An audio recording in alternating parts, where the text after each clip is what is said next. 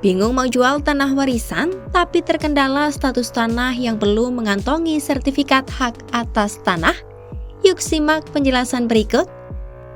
Tanah warisan biasanya dipandang sebagai aset bernilai tinggi yang bisa dimanfaatkan atau dijual. Namun proses penjualannya kerap terkendala status tanah yang belum mengantongi sertifikat hak atas tanah. Situasi ini biasa dijumpai khususnya pada tanah warisan lama yang belum pernah didaftarkan secara resmi. Tapi tenang aja sahabat kompas.com, tanah warisan yang belum bersertifikat tetap bisa dialihkan ke pemilikannya atau diperjualbelikan. Proses ini hanya memerlukan tahapan administratif tambahan agar tanah memiliki kekuatan hukum. Hal ini juga dikonfirmasi langsung oleh Kepala Biro Hubungan Masyarakat dan Protokol Kementerian ATR BPN Syami Ardian. Syami menyebut tanah adat atau lahan yang masih berstatus kirik wajib disertifikatkan terlebih dahulu sebelum diperjualbelikan secara sah.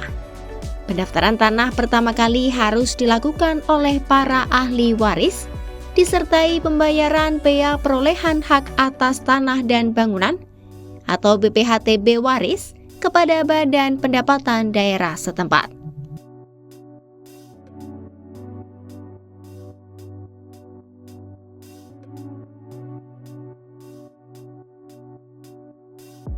Langkah awal yang perlu dilakukan adalah memastikan siapa saja yang berhak atas tanah tersebut.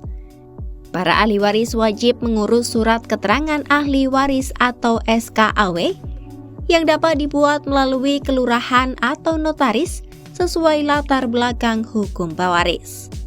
Dokumen ini menjadi bukti sah bahwa tanah tersebut milik pewaris dan telah beralih kepada ahli warisnya. Selain itu, penjualan tanah warisan harus mendapat persetujuan seluruh ahli waris yang dituangkan dalam surat pernyataan bersama.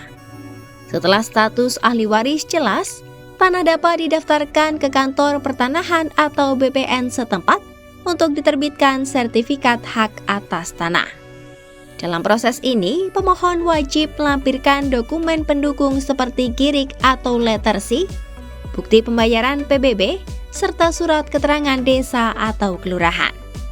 Pemohon juga harus membayar biaya BPHTB.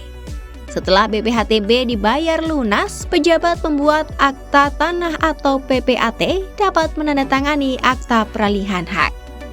Selanjutnya, proses balik nama sertifikat diajukan ke kantor pertanahan hingga kepemilikan tanah resmi beralih kepada pembeli.